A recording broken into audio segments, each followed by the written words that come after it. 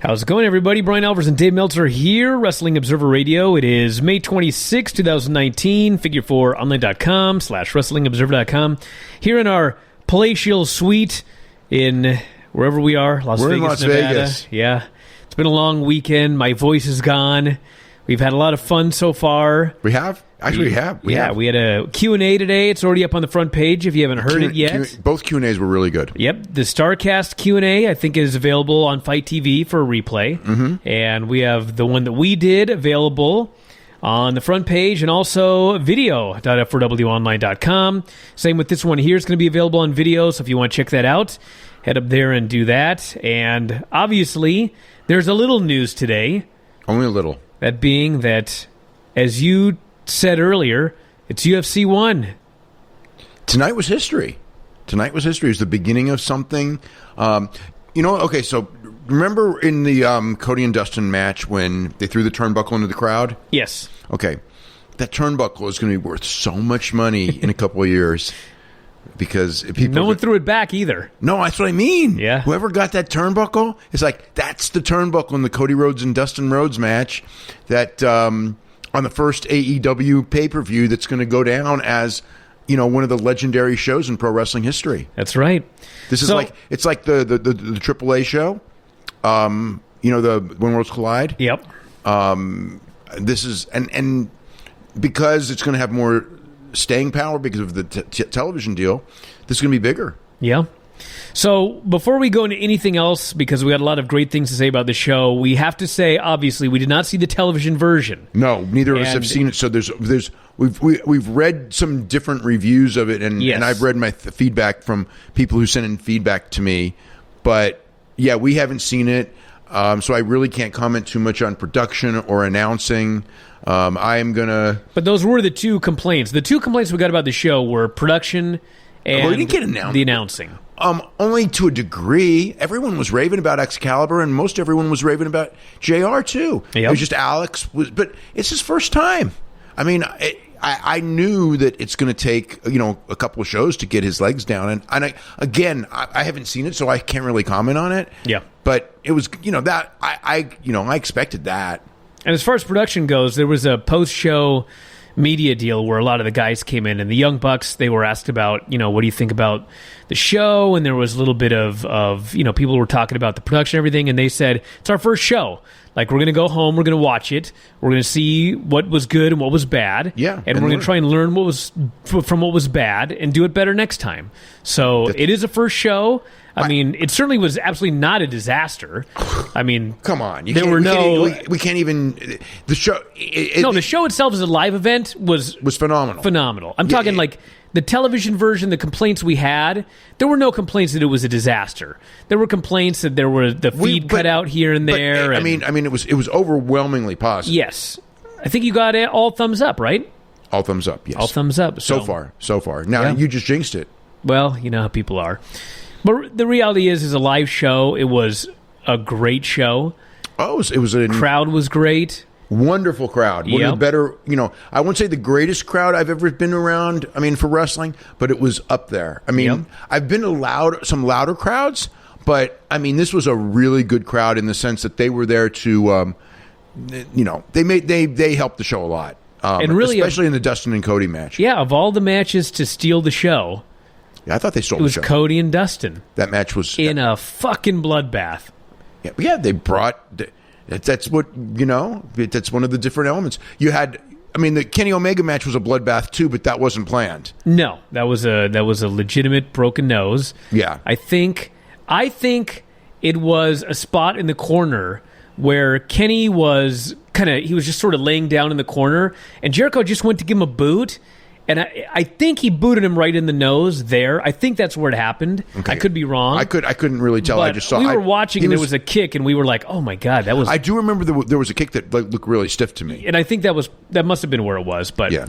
The Cody Dustin, I was at ringside, and when Dustin got busted open, he was on his knees, and it was the Brock Lesnar Undertaker head was just pouring blood like a faucet, And it looked like just the biggest gash in his head. He was cleaned up after the show. He was more cleaned up than Cody was after the show. Cody's covered in blood during the post-show presser. But Cody didn't want to take a shower. That was a difference. And the first thing Dustin did was take a shower and get taped up. Right, yeah. Cody was like, this is too good. I don't want to take a shower. Because I guess his dad would tell him, like, after a really good match, he wanted to feel it for a long period of time and all that, and Cody wanted to feel it, and taking a shower is like the end.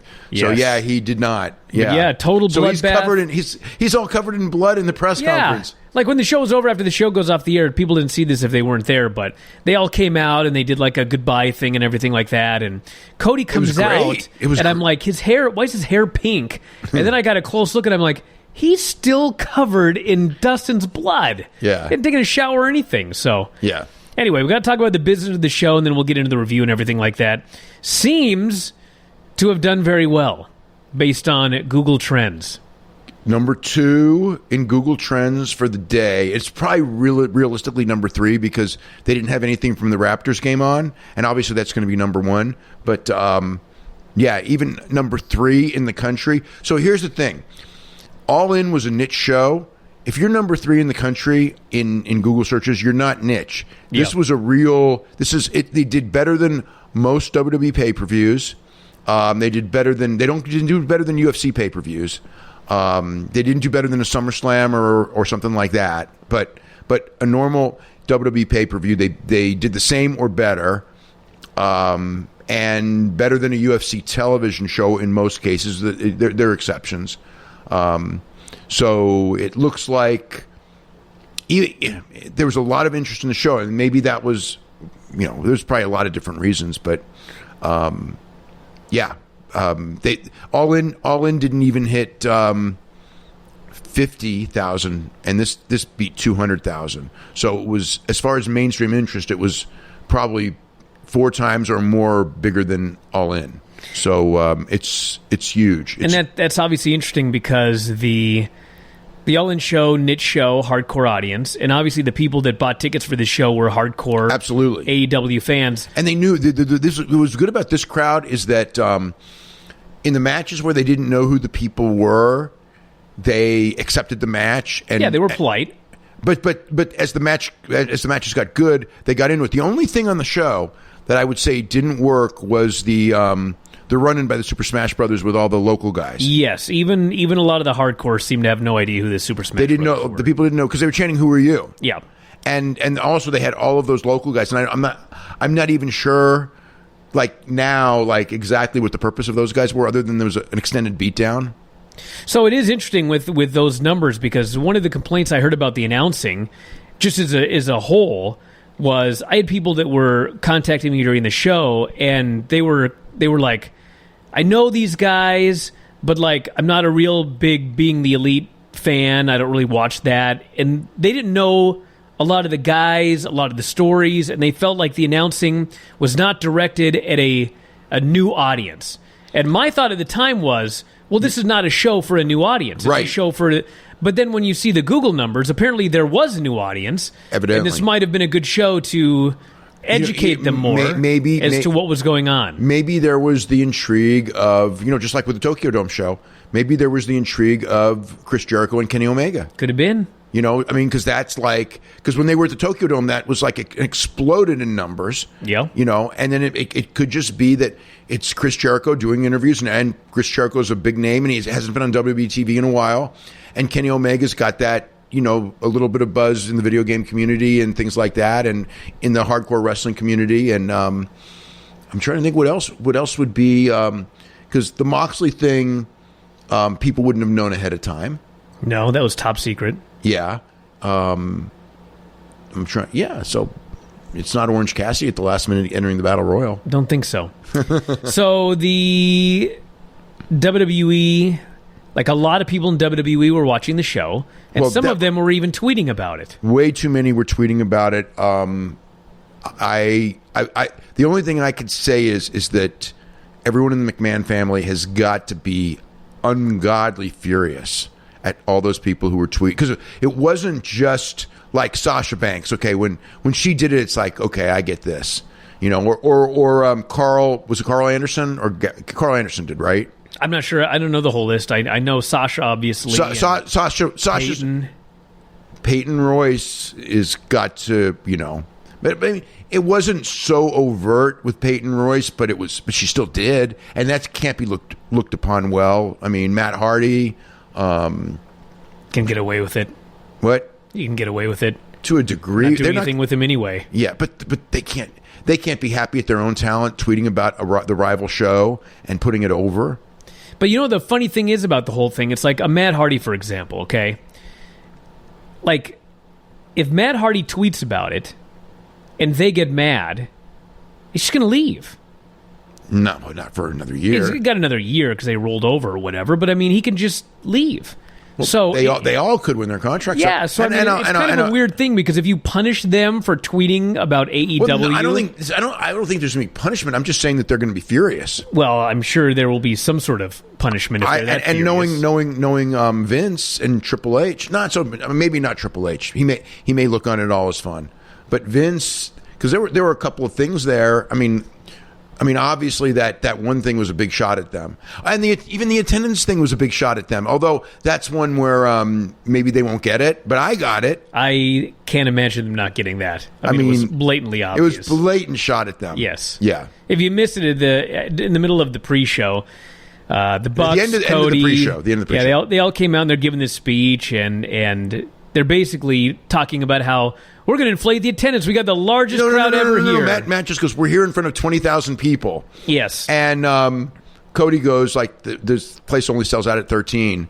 And he goes, this is wrestling. We round up. Yes, 20,000 people. Which was like a total. And then Brandy just goes, no, we're here to tell that all of this is like lies. And the truth is, whatever she said, it's the first brand, whatever, the thing about the, what was the thing? Sensory. Yeah. Yeah, I mean, she talked about that thing, but the point is that she's basically saying that we're all doing the bullshit, but I'm telling the truth. But I mean, the thing is like that was obviously a shot at the WrestleMania number. The way they go out there and do the big fake WrestleMania number thing. I think that actually got cut off, by the way. Oh, really? I think they may have run long and cut it off in the middle of Cody's speech. Oh, really? Yeah. So, yeah, that's the... obviously, Jon Moxley is there. He signed a long-term deal, and he's going to be a regular on all of the television. So his deal allows him to do international and probably some selected indies. Yep. But they have first dibs on his dates. Yep. And he's going to be like a weekly television character. It's not like he's only going to do a few shows a year. He's weekly part of their thing. And right in the mix. I mean, they pretty much established, to me, when the show was over, in the singles division, it's Cody, Kenny Omega, Chris Jericho, and Jon Moxley and Adam Page are going to be the big five. Yeah. And Pac, if he comes back, may end up close to that. And then they'll have the second tier, which MJF is probably going to... And MJF may creep into that in time, but MJF is probably going to be the top guy in the second tier, do you think? The way it looked? I mean, I would put him there. Well, I mean, he came out... Or even higher. But he came out... He's a tremendous promo. Incredible promo. But he came out during the belt thing with Brett. Yeah. And got to do the insults on Brett. So he's clearly someone that they gave him enough exposure to where you can see he's like going to be right near where those top guys are. And yes, that Brett is Bret Hart. So he was there to introduce the new title. And it's going to be an awkward day on Monday for, I'm sure, Natalya and Renee Young. Hopefully not. I mean, the Renee Young thing to me is just... But what are they going to do? They can't say anything. I know, but they got to be like... They can't say anything. They can't touch Renee Young. Natalya... You would think. And if they do anything to Natalya, if they... I mean, I know how they are, and I know it's possible, but if they do anything to Natalya, people will react bad. Because it's not like it's, the Revival, who it's actually them, and people kind of get... Okay, they're trying to get... I mean, Natalya didn't do anything. So if they try to get back at her because of what Brett did, I just think that's going to... I'm not saying they won't do it, but I'm thinking that they may... Like, there's, I'm sure, a part of them that will, and then I don't want to make predictions, but I think that if they are thinking, and not reacting, they would think and go... If we do this, it only makes it worse because everyone's going to see through it and we're going to look like the bad guys because it's not like Natalya did anything. And she didn't tweet. Like, it's not like one of those people who tweeted. As far as I know, I haven't looked at Twitter enough to know, but no one's brought her name up to me. Yeah. So it opened up with the Casino Battle Royal, which they basically did. There were 4 groups corresponding to suits on a card, or 5. And so 5 people would come out. There'd be a 3-minute intermission or a 3-minute clock. 5 more people would come out. 5 more people, 5 more people, and then the one big person there at the end. So I thought it was good live. It had a lot of storytelling to it. It was not as good as the Battle Royal at the All In show. I agree. I thought the Battle Royal at All In was a little bit better. Yeah, that was better. Maybe even a lot better. But this was good. The first 5 guys out, MJF, who not only is he a great heel, but he has so much heat. Like, he walks out on the stage and everybody just boos him out of the building. Yeah. So him, Dustin Thomas, Sunny Days, Brandon Cutler, and Michael Nakazawa. Brandon Cutler got a big reaction. Yep. And they did their thing for a while, and then Brian Pillman Jr. Pillman Jr. is a star. He's got the most incredible bleached mullet now, and this ring outfit, and he was awesome. Isaiah Cassidy, Joey Janela, Jimmy Havoc, and Sean Spears. Okay, so Isaiah and Mark Queen, we were the street profits. Oh, that's a terrible mistake. No, they're the private party. Mm-hmm. Okay, so they did one freaking incredible spot, but that was pretty much all they did. But they'd let you at least see that in there. Yeah. And next in, Billy Gunn, Glacier, Jungle Boy, Ace Romero, and Mark Quinn. Yeah. And Jungle Boy, I was in a section, and there were teenage girls behind me. Mm-hmm. They loved the Jungle Boy. Did they? I mean, it's everything that you would expect.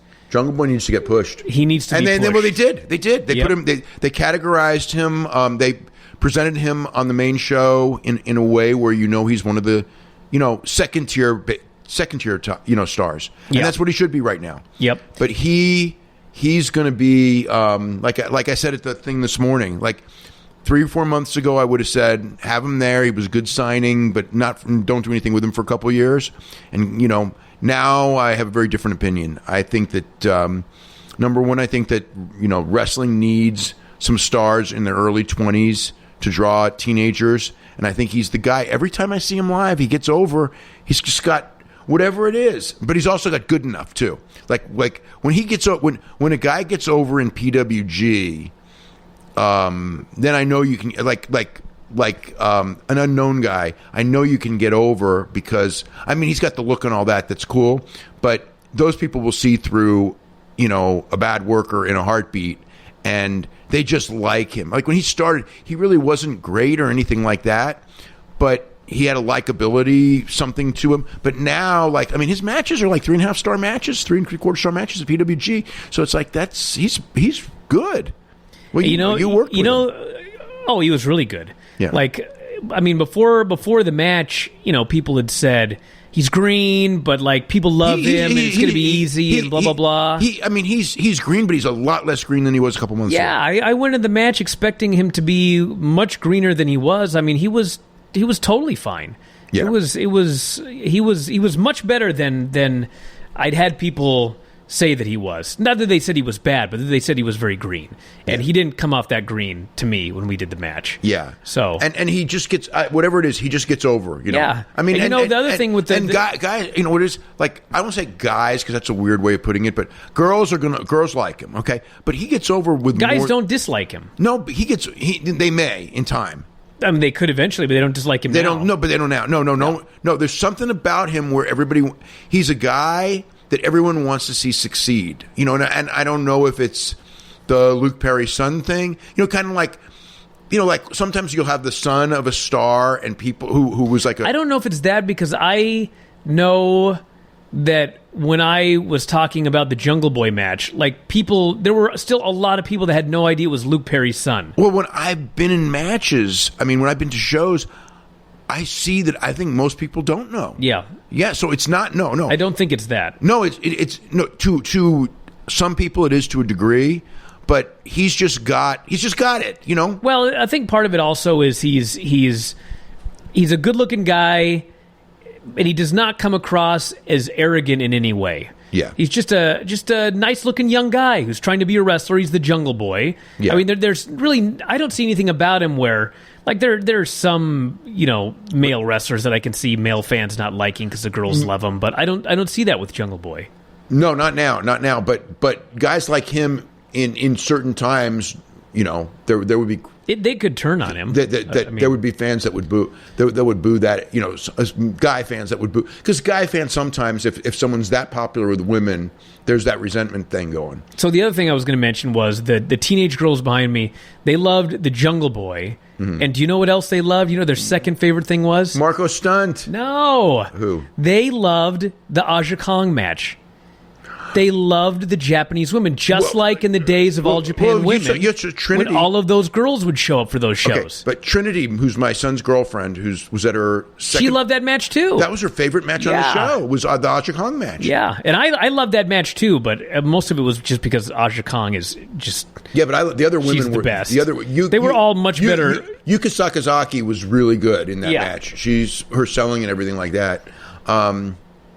Yeah. But anyway, back to the Battle Royal. So those guys get in there, the Jungle Boy group, and then after that, we had MJF, Havoc, Luchasaurus, and Adam Page. So Jimmy Havoc, you can tell they want to do something with him. Yep. Luchasaurus, they kind of protected and they kept him there till the end, and he's got size. And a lot of those guys kind of the thing. He was a big dude in the Battle Royal. Yeah. Him and Ace Romero. Ace Romero did a nice tope. Yep. And then, so it comes down, Page is the last guy in, and that obviously is a surprise because he was originally going to have a match, and they said they were going to find a replacement. And he was limping. He was limping the whole time. He never stopped limping. Yep, selling the knee that allegedly was attacked by Pac, and so he ends up throwing out Luchasaurus. MJF is on the outside, and so he jumps back in. He throws Page over the top, celebrates like he won, but Page is holding onto the ropes. Page gets in, throws that MJF, wins. Well, he does the buckshot lariat, which he didn't do the whole match. So he's saving his big move. And they announced that it's obviously Page versus the winner of Omega Jericho for the title, which I guess is, we were talking about at the Q&A today. I guess Chris Jericho is the number one contender, and he's probably going to go lose to Okada in Japan as the AEW number one contender. So I guess... They're okay with that. What if he wins? Or he's winning. I guess he could win. Yeah. That's possible. Anything's possible. Yeah. So, yeah, it was a fun match, and a lot of good spots. Everybody was given a chance to shine, and I can't think of anything else. Well, I was sitting with some women who would be early, mid-20s, and they, they loved Jungle Boy and Marco Stunt. Yeah. And they were just, but I mean, not loved like I would say like the ones you were with. They were more like talking with me, and we were more analyzing it, and it was just like, yeah, the white meat baby face, I mean, and that which was the words they used. Yep. So it's like, it's like white meat baby face, Jungle Boy and Marco Stunt. It's like that's what no one's got that role right now. Yeah. And they just think Marco, because he's so little, it's so easy to get heat on him. It is very easy to get heat on him. Yeah. Kip Sabian and Sammy Guevara. Obviously the second match on the show, pre-show. And they had a good match. The fans were not nearly as into it as they were the Battle Royal. Yep, and agreed. I don't know why. Maybe a lot of them didn't know either guy. I don't know. Well, Sammy gets a decent amount of stuff on BTE, and this is very much a BTE crowd. Yeah. Because they popped for all the BTE spots. Yeah. But Sabian hasn't really had a lot of exposure. Sabian was good, though. Like, I could see like with Sabian and Jimmy Havoc, I mean, look, they're on ITV4, and they're going to be doing a pay-per-view in the UK at some point. There's no date for it right now, but at some point they're going to do it. And UK is going to be a market they heavily focus on. So knowing that, you want a couple of UK guys that you're doing something with. Yeah. So, by the way, neither Dave or I had access to a computer, so we have very sparse notes here. So if we miss anything, I had access to a computer. Well, you had the computer, but you didn't know where to plug it in. I had nowhere to plug it in. Yeah. Yeah, but my battery lasted the whole show. Oh, well, where are your notes then? Well, they're all messed up. So anyway, we don't have detailed notes here, everybody. So we're going to do. I figured I didn't take that detailed notes because I figured once this one you're probably going to have to watch. I'm going to have to watch it again, which I know just for the because I don't have good enough notes. Yeah, I'm going to have to watch it again. Yeah. But anyway, they had a match, and it actually the crowd picked up there at the end, and they worked very hard, and it built well. And finish was Sabian beating Guevara. Guevara tried in 630. With hollow. Missed. What's it called? Or got the knees up, and then... it's Sabian's finisher. Yeah, Sabian got the pin. So, no Jim Ross for the first hour, and he came out for the second hour. Well, so I loved the ending of the free show, because the ending of the free show is like, these guys are arriving... They cut that promo. Jim Ross shows up and they play his music, Jim Ross got a gigantic pop. He did get a huge pop. Yeah, he got a gigantic pop. And you know what was it? Ty Dillinger, Sean Spears got a really big pop. Yeah, and the 10 thing was really over, especially with MJF. And Dreamer got a good pop. He got They popped for him bringing the weapon. He left and he came back with the weapons they popped for that. It was a crowd that was going to pop for almost anything anyway. But I should say that. But yeah, for the most part, yeah. So the opener on the actual pay-per-view was SoCal Uncensored, Daniels, Kazarian, and Scorpio Sky versus the Strong Hearts.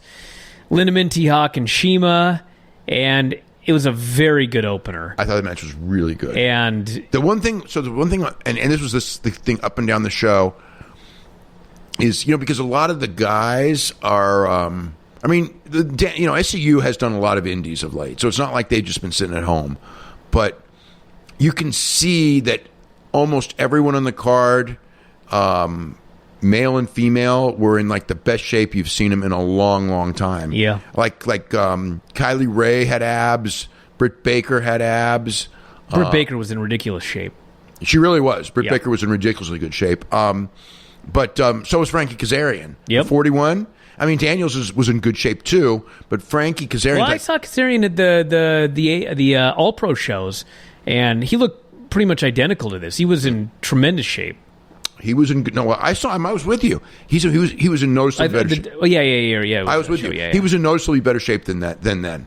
And I talked to him about it, and he was and Daniels too. They're both in noticeably better shape. You could tell that they whatever it was dieted down a little bit. And Kazarian had a good match. Well, they all did. They all had a good match. This is a great match. The Strong Hearts are a great team anyway. Yeah. So it was a really strong match. If you're Daniels, all six of these guys, but and also this was and this is like gonna happen, but with this crowd, SCU is super over. Yeah, they were super over the crowd, and they got the opening match on the main show, which is a show where you got to go out there and you got to have a great match and you got to set the tone. It's a stressful spot, really, and they went out there and they were great. So yeah, they all six. Because best Meltzer ever finish. Yeah, I know. So Lindemann, who was the smaller guy, he's like the least experienced guy in the match, but he's got some real potential. You can see he's going to be a really good worker. And T-Hawk's excellent. Yeah. And Lindemann didn't stick out as a green guy. Oh, no. He was in good. With everybody. He was good. Yeah. Scorpio had a good match. Shima had his working shoes on. And Shima's a legend. I don't think the people there kind of knew this Shima being a legend, but it was a really strong match. The very first spot they did was just basically Shima calling out Daniels. It was like the two older veterans getting in there and doing spots, and they were great. And Daniels has been doing this a long time. Like, his knees are just in rough shape, but you would never know watching him do these matches. He does all of his stuff Like, sometimes he lands a little differently to take pressure off of his knees, but he was great in this match. They were all great, and it was a very good opener. Then we had what was supposed to be a three-way, but turned into a four-way. Brandy Rose came out and announced that Awesome Kong was being added to this match. So it was Britt Baker. She said all three women. It's Britt Baker, Kylie Rae, and Nyla Rose, and they're in the ring. And then Brandy comes out, and I'm going and she's all dressed. I thought she was going to wrestle. She so had her gear. did I. Yeah, she had her gear on, and I just thought, she's going to make it. She's going to go in there, and then she goes, "This, you three are going to have a good match, but I want an awesome match." She said the word "awesome." It's like Kong. I mean, I knew it right away. It's like awesome. It's Kong, and then Kong comes out. Kong got a ridiculous reaction. Yeah, ridiculous. She came out and she is absolutely great at being Awesome Kong. I mean, but she's very limited at what she can do. She's limited, but she's so good at doing what she is able to do now that, I mean, she was one of the highlights of the match. I mean, Britt Baker was great in this match. Kylie was. I thought Kylie was the best worker of the four. Really? Oh yeah. Yeah, she was very good as well. And Nyla, I wouldn't say was that great. They did. She did a few good things, but there were points where I saw with Nyla Rose where she seemed to be not at the level of the other three. Yeah, Britt Baker, as we noted, was just in ridiculous shape. Kylie was as well. They both had abs, great shape. Finish was Britt Baker hitting Adam Cole's old last shot. Right. The brainbuster over the knee. Ushi super kick, and got the pin over Kylie Rae. So the dentist pinned the girl who smiles all the time in a poetic finish. Okay, and you could see that Kylie Rae... Okay, so now I know why Cody said what he said. Kylie Rae is so obviously there, because there's a lot of shots at WWE that are obvious. This one, I don't know if you caught it, but this was so obvious. You fucked up Bayley so bad, and we're going to show you how to do it. That's what this was, even though she lost. But her losing was fine. Well, I mean, when we talk about losing, like, I was reading some of the feedback, and there were a lot of people that it wasn't they didn't think that Jericho should have gone over, but they were like, I can't believe that they beat Kenny Omega on the first show. And it's the only... I mean, the whole point with all of these matches is they're not going to do a BS finish. Yeah. So people are going to lose on the show, and you have to get used to it. Yeah. And if this were a WWE show, like, people will be analyzing every finish like, oh my God, this person got beat, they're trying to bury this person, or I can't believe... That's not how it is here. It's like, everybody is going to have to lose. Everyone's going to have to lose. That's why they couldn't use Pac for him now. Yeah, that's just the way it is. So Kenny Omega losing is not a bad thing. Somebody had to lose that match. Well, no, but... There was not going to be a DQ. There was not going to be a count out. But don't you think someone's going to win? Don't you think the first champion should have been Jericho? Because I said earlier today, all along I thought the first champion should be Jericho because the money is in Kenny chasing the top. Somebody beating Jericho, right? But Kenny being Kenny chasing for the championship and having it be a long chase, and then when he finally wins, then it's like and getting the belt over. Kenny or Jericho to me, like if Paige wins the belt, nothing against Paige, but I just think it's too early for that one. So I think that and line up guys. You got Cody in there as well. And Moxley too. I mean, to me, it's Jericho because I want the first champion to be somebody who A is a big star and B should be and can establish the title. Yes, that's it. A big star and a heel. Yeah, then you can start a babyface chasing for that first big babyface title. Heel for Omega to chase. Yep. And plus it evens their score up at 1-1 so that everyone knows about the first match. So that leads to a natural third match at some point, and hopefully not that soon. I mean... it shouldn't be soon. No, I think that this should be a nice chase, and I think that Omega should go on a big win streak now. Yeah. We had the Best Friends versus Angelico and Jack Evans, and... I thought it was a good match, really good match. Jack Evans was great in this match. Well, you were right there. I thought Jack Evans had a really strong match. So good in this match. Yeah, I thought so too. And I mean, everybody looked good, but him in particular, I just thought Trent was very good. Yeah, and Chuck Taylor was good too. Yeah, and Angelico was fine. Angelico and Jack Evans have a lot of really, I mean, both teams really a lot of real great, like, tag team spots. I mean, it sounds silly, but, like, sometimes you see tag team matches and the teams have, like, a couple spots they do, but it's just generally a basic formula tag match. I mean, these are two teams that they've got spots that they do together, and they pulled them all off, and Jack pulled everything off, did all sorts of great stuff, and finally at the finish, I mean, this actually got the first "This is awesome" chant of the night, and Angelico missed a dive, Taylor hit a dive of his own, and then they hit their I think Crusher Stomp combo for the pin. Yeah. Well, was it Strong Zero, right? Yeah. Yeah.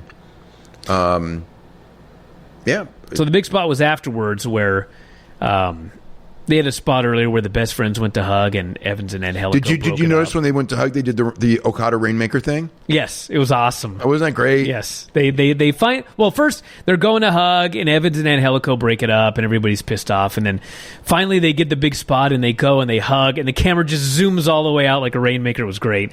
So, you know, another thing, and again, I don't know how this came off on TV, but, you know, we got to see some of it on the big screen. Yeah. Okay, there's 13,000 people there, or 12,000, or whatever the real number is. I didn't get a real number yet.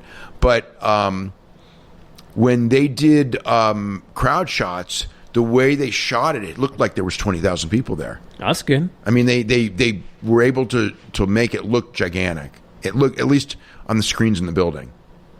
So afterwards, the two teams did a hug. They all hugged, and then the lights went out, and when they returned, the Super Smash Brothers were in the ring, and apparently if we were there live, they were not announced, and there were a chance of "Who are you?" Yeah. So there was a portion of the crowd that had no idea. But there's also, but they weren't the only ones out. There was 7 or 10 other guys. They had a bunch of delirium, basically. Yeah. 12 little delirious. But anyway, the point was, I guess they weren't identified on TV either. Yeah. So nobody knew who they were, but they came out and they had a whole bunch of little henchmen and they destroyed everybody, and I guess that was just their debut, putting them in the picture. I can't even say the title picture yet. We don't have tag team titles. Yeah. So then we had the women's match, and I am the world's biggest Aja Kong fan today. Oh, yeah. She was so... Maybe it was just because I was there and she was right in front of me and it was live, but she came out and, like, she's moving really slow. It looks like a big struggle to get on the apron. And I'm like... Yeah, but I knew she was... What is she going to do here? I knew she was going to be good. She fucking went out there and destroyed these girls. And yeah, but these women are good workers. Yes. Just beat the hell out of people, and she was great, and it was Hikaru Shida, Ryo, and Ryo Mizunami against Aja Kong, Yuka Sakazaki, and Emi Sakura. And just, it was great. Like, the smaller girls did great stuff working with each other, then Aja would get in and kill somebody. And Ryo, not Riho, but Ryo, they kind of had her match up with Aja because she was the biggest of the three on her team. Yep. Yeah. So, I thought it was a really good match. I don't know how it came across on television. The big thing at the end was there was a spot, and the bell ringer rang the bell. Ruined the finish. Yep. Yeah. And so he rings the bell, but like the referee is like, it's two, and everyone's going two. The ref was so good in handling that situation. Yep. She did a great job too. And like immediately, there's a female ref from Defy. The ref from Defy, right? She's great. Yeah. She did a great job there. She is a machine. Yeah. So anyway, they keep going, and we get the actual finish, and Shida, it's a Shining Wizard, gets the pin, and I don't know if they show this on television, but when it's over, well, didn't Aja nailed her with the spinning back fist? Yes. Yeah. But anyway, the match is over, and Aja goes after the timekeeper. And I didn't see that. Oh, man. She cut a promo on that guy, and Justin Roberts is there as a ring announcer, and he stood up and he backed away. Oh, yeah. And he's just like, I had nothing to do with this, and it was awesome. Her intimidating the guy that screwed up. I didn't see that. Yeah. It was great. Wow. Yeah. Because the finish was flat because of that. Yeah. Then we had Cody versus Dustin. This match was incredible. So Cody comes out, and, I mean, he's the heel in this situation, but I think. but he was the biggest babyface in the world because he comes out. Okay, so he came out. I think that Cody, because in this match, when you've got the older brother who's kind of a legend. I mean, Dustin could not be a heel. He was not going to be the heel in this match. So Cody had to be the heel by default. But Cody's like the face of the company, and the company's a babyface company. And they love him. Oh. Well, here's the thing. One of the things that got over, we got that thing with the throne and everything and the sledgehammer. We'll get to that, yeah. But I think that my feeling on this crowd, and it really was, okay, like when they did the pyro for the first time, the place went crazy. It's such an anti-WWE, even though no one's supposed to say this.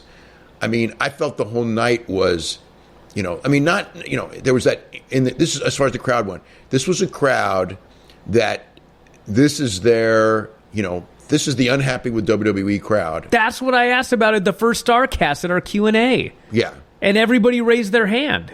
What, that they weren't happy? Like I can't remember the exact question that I asked, but it was basically that, like, how many people here are here because you want an alternative, and you're yeah. That's what this whole show was. That's what this audience is. Well, part of it. This is an audience, or maybe even a lot of it. But I want to say one other thing too, because I feel this way, and I think a lot of these fans feel this way. Nobody wants to hate WWE. Some people do, but for the most part, you're right. The vast majority, they want WWE to be better. Absolutely. They don't want Raw to suck. They don't want Raw to be a chore. Nobody wants it to be good. Yeah, 95% of people want wrestling to be good, and then you have your 5% loudmouths on both sides who just want to see people fail. I ignore those people, but the point is, like, the AEW crowd is not even so much an anti-WWE crowd. That they don't want WWE, they want none of that. They wish it were better, and it's not. And so if someone can give them what they're not getting, they're going to support it. Okay, but they like the shots at WWE. They want competition. They want it to be, and I don't know that these guys want to do it, but they want it to be like that era. They want someone to get in the face of Vince McMahon. Yes, because I think this whole industry to be better. They want the industry to be better, but they want like the McMahons to like retaliate. Well, no, they don't want. I don't think they want them to. They want someone who will stand up. Not so much retaliate, but they want a reaction. They want someone who will stand up to the McMahons, and they think that these guys will do it, and they think that Cody stood up to Triple H, and he was that super babyface for doing so. So Cody goes and gets a sledgehammer from underneath the ring, and there's a throne on the stage, and which is total. When he first grabs the sledgehammer, there's a huge pop. The throne is a total mock of Triple H. Of course. Well, the sledgehammer, obviously. So he gets the sledgehammer, and everybody goes nuts for the sledgehammer. Then he goes over and he starts destroying this throne with the sledgehammer. And they have this big This explosion. got the most ridiculous pop. Exactly. Because it was like that this was a total shot at WWE, and these people wanted that shot at WWE. Now, correct me if I'm wrong, but in the post-show, Cody's explanation, he kind of said, like, He actually liked that ring entrance that Triple H did. Yeah, he goes, this wasn't really like a shot. But it was. At Triple H. But it was. I know. But the way he explained it was kind of like, I'm also an executive, but, I want to be a wrestler. And so somehow he tied that into why he did it. Yeah. It was interesting the way he... You know what, though? And this is again, we talked about earlier. It's like... They had spent months, everyone got into peak shape and had planned the show and it came off really well. But doing weekly TV is a lot harder. And it's going to be really hard on them to do both. Well, like look at the Young Bucks. Like, they went into that match with Pentagon and Phoenix with very little planning. Yeah, they said, because somebody asked, like, how is it being, or how difficult is it to be an executive and a wrestler? Yeah, and their answer was impossible. Yeah, but it's going to be worse, not better. Yes, that's the point. Like, all day today, they had to run around, and they pointed out, like, at some point they couldn't find the people who were going to sing the national anthem, and, like, normally they would say, go find it, but then they realized, I'm the person that has to go find it. Yeah. And Nick said, like, I am so sore after this match. I've run 8 miles today around this building doing stuff, and we didn't even get to put this match together until, like, the very last minute because of all the other stuff we can do. And when I heard that, I was like, dude, this show's been months in the making. I mean, how do you do this? You're going to have to do this every single week. I mean, it's like even though this is a small crew. That's the whole point. It's like they're in a war, but they're in a war where one side has 650 employees and the other side has like 15 or whatever the number really is. It's like that's I mean, even if you're smart, and they are, and even if you work hard, and God knows they all do, it's like you're still, you know what I mean? You're still going against a company with like that giant budget and all those things. The only thing, what made this show, though, at the end of the day, you know what the big lesson of the show is? I don't say it's easy, but it's simple. Is that a better way to put it? It should be simple. Because, like I said, like everything that got over was simple. But it's like just total logical. What every like almost every decision, like what would you do in this situation? It's like, and then they did it every time. So this match was like a late 70s, early 80s. Ric Flair, Dusty Rhodes. Oh my God! But better. Yeah, they went out there and the big. I mean, as soon as Dustin was gushing blood, I mean, this was instantly the most over thing on the show, and the fans were. I mean, there were reaction shots that we could see on the screen, and there were people that were like, dude, this guy's going to die. Like, he's bleeding so much. There were a lot of worried faces, and Dustin sold so well. Okay, the thing is like, people are not used to this kind of blood on a show because we haven't seen it in so long. So it really made it, they really reacted to it a lot. Yes. Yeah. So just blood everywhere. They do all their spots. There were a lot of Dusty chants. A lot of them. Yeah. Dustin, in the interview afterwards, said that the blood was from Brandy hitting him with the cane. But they'd removed a buckle, and he went head first into the buckle. Yeah. And ended up outside. So I don't know where the blood was supposed to come from, but those were the two big spots. He's bleeding everywhere. And Cody hits all his big moves. Dustin makes this big comeback. DDP comes out and drags Brandy away. Well, the ref threw Brandy out first. Yep. Earl Hebner, yeah. And that was another one. Like, Earl came out, and he's 70 now, I think. 69, 70, yeah. 69, 70, and he's kind of moving a little slow, and I thought, he's old. Like... Yeah, but he was fine in this match. He was fine. He hit everything. So, did all their spots, did all their finishes, kicked out everything, big superplex, and finally Cody hit a second crossroads on Dustin and pinned him. And so after the match, everyone's chanting, "Thank you, Dustin." They're going crazy. He walks in the middle of the ring, gets on a knee, starts untying his boot, like he's going to retire in the middle of the ring. So Cody comes out, gets the mic, says, "You're not allowed to retire tonight." He says, "I need a favor. I had a piece of paper. I had to put my name down for a match in Jacksonville.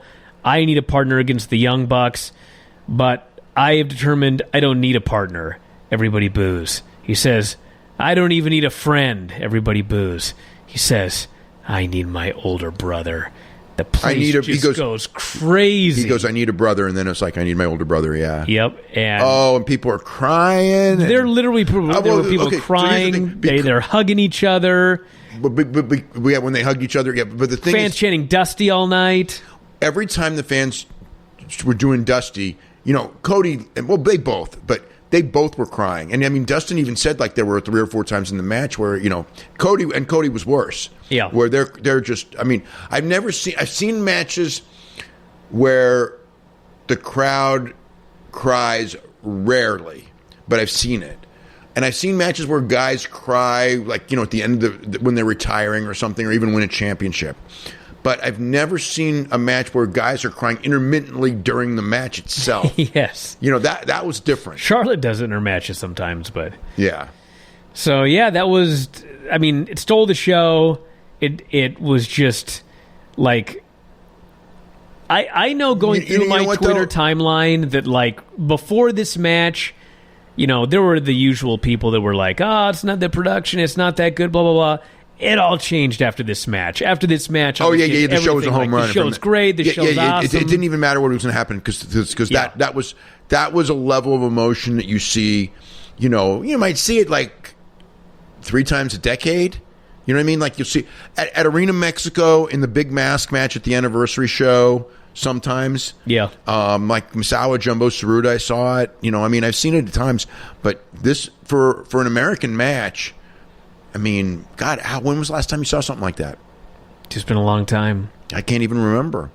Something at that level. I mean, again, I've seen some stuff where people cry, but not like this. So then we had the one thing on the show I would have done differently, the presentation of the world title. So they have Bret Hart come out. He gets a huge pop. Enormous pop. Yep. And it's got the belt in the bag, and he introduces Hangman Page. So Hangman comes out, and actually, it was a mistake, but Bret was awesome with it. Bret says, Hangman Page is going to come out, and he's going to be facing Chris Jericho or Kenny Omega for this title next month. And it's like, oh, in a few months. In a few months. He says, I'm rusty at this. He was actually really good. People liked him for doing that, though. Yeah, he saved it. They were into it. They didn't do "you fucked up" chant or whatever like they did with. Well, they're not going to do that with Bret. No, not with the Bret. Yeah. So anyway, he comes out, and before he can say anything, MJF comes out, and I will say, it got over. As much as I would not have done this, MJF was so great. He's the only one who could have done it. He is the best heel. Yeah. And he's just cutting his promo, and he knows every trick to push people's buttons. No, but he goes. There's a fan about to attack you. And it's like, yeah, when he said that, it's like, oh, I can't believe you're going in that direction. But then the way the crowd reacted, and then it's MJF, it's almost like, you know what? He's the best. It was okay. It was okay. So he comes out, and then Page goes to swing at him, and he jumps off the apron. He goes to leave. Jungle Boy comes out, and he starts, walking him back to the ring. And then Jimmy Havoc comes out, and then all three of them start beating up MJF. Page throws him in the crowd, and Havoc and Jungle Boy brawl with him into the crowd. Anyway, the point of all of this is, I just wouldn't have done any of this. Like, I love MJF. I would have done it. I wouldn't have done it. I would just have Bret come out, here's the belt, and let's move on with the show. I'd have done the MJF. Well, I love the MJF part. I would have done the MJF for I didn't think we needed Jungle Boy and a 3-on-1 No, we did. And I'll tell you why.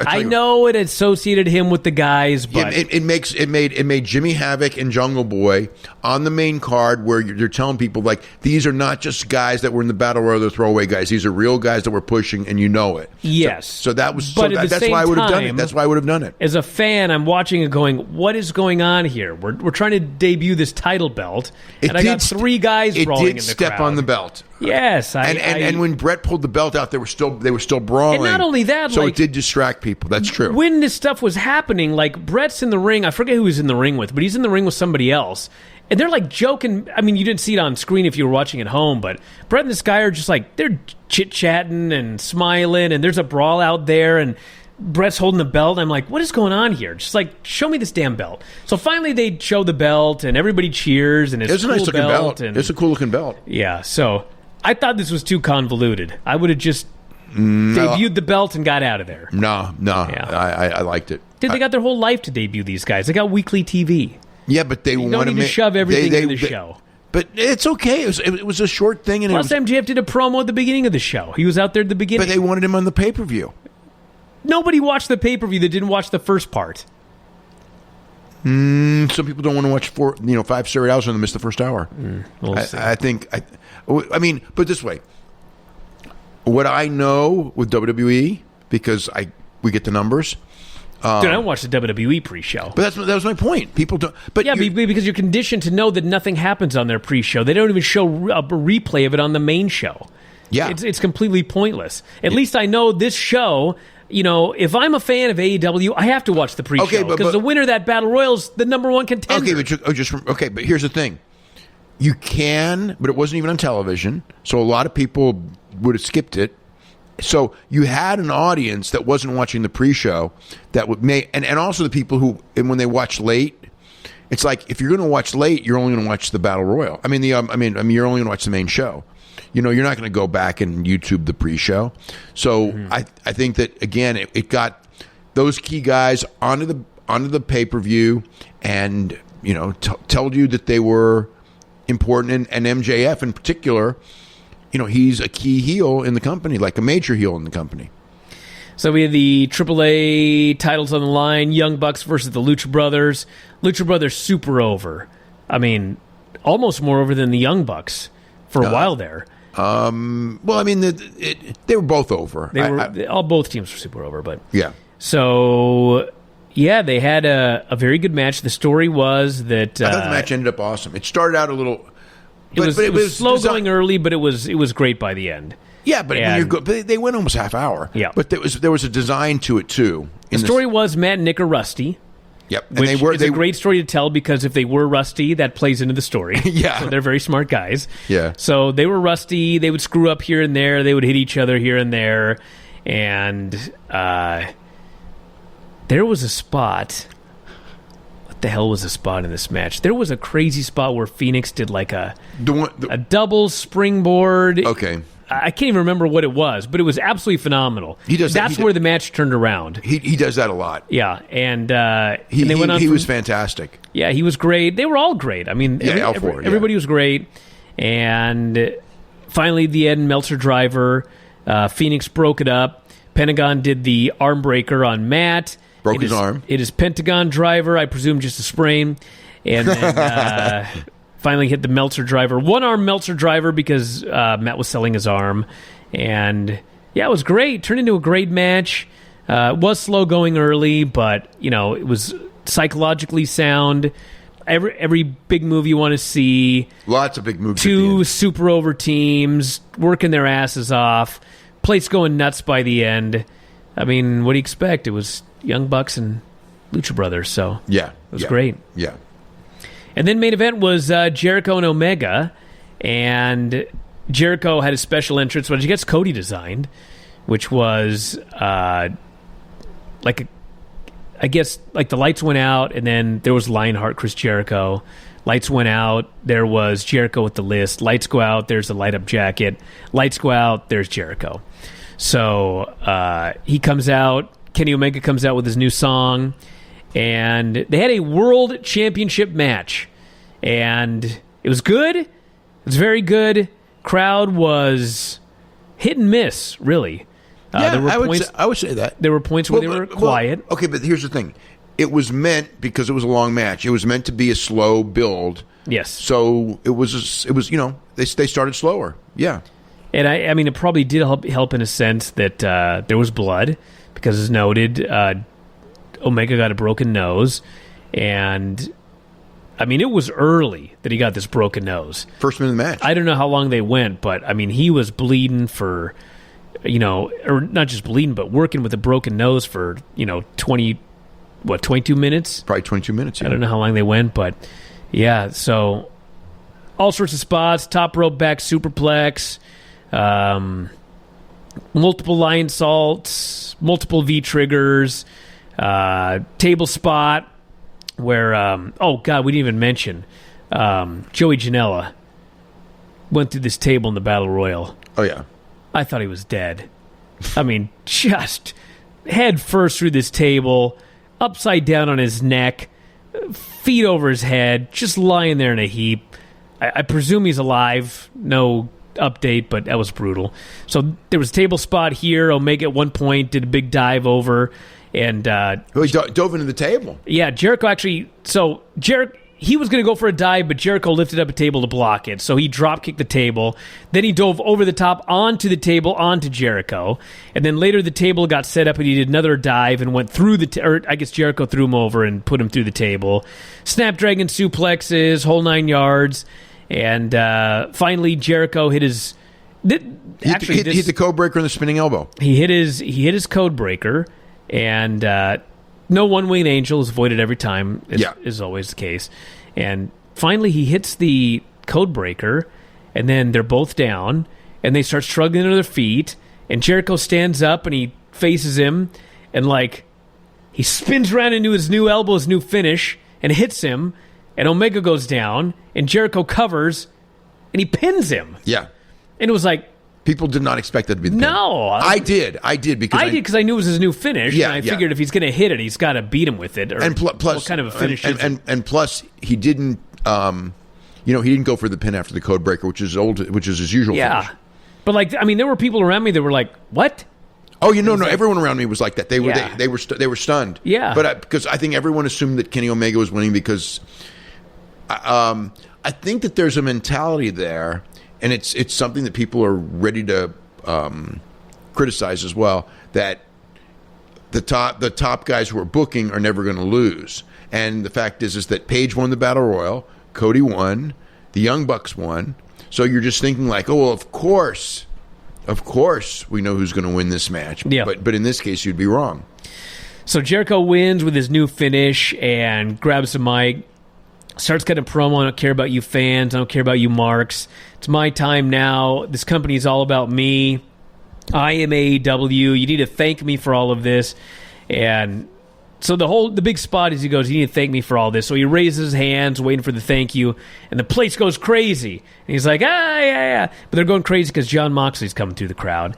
And he gets in the ring, and he attacks Jericho, double underhook DDT, hits the ref with a double underhook DDT, Stone Cold Steve Austin. And then he goes after Omega and pulled him over to the, what do they have, dice? Yeah. Oh, the thing with the, yeah. Yeah, pulls him over to the dice. They both went to they both climbed up. Yep. And then he gave him the, the dirty deeds on the top of the dice. Yep. And then threw him off onto the stage, yeah. Yeah. Moxley was mega over. Oh, yeah. And he was so into it. Oh, yeah. This was not Dean Ambrose. No.